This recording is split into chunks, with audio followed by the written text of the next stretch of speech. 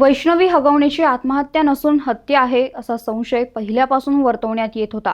याच पार्श्वभूमीवर आता वैष्णवीने आत्महत्या करण्यासाठी वापरलेल्या साडीची व पंख्याची न्याय वैद्यकीय तपासणी होणार आहे। वैष्णवीचं वजन 71 किलो होतं, त्यामुळे 71 किलो वजन या पंख्याला पेललं जाऊ शकतं का याची तपासणी केली जाणार आहे। फॉरेन्सिक लॅबमध्ये त्या पंख्यासोबत वैष्णवीने आत्महत्या करण्यासाठी वापरलेल्या साडीची देखील तपासणी होणार आहे।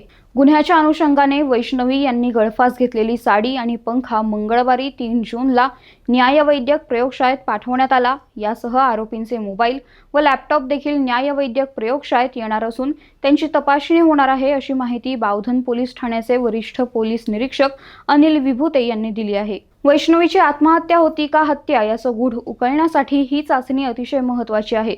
यामधून एकतर वैष्णवीच्या आत्महत्येसंदर्भातील सर्व शंकांना पूर्णविराम मिळू शकतो किंवा यातून काही नवीन माहिती देखील समोर येण्याची दाट शक्यता आहे।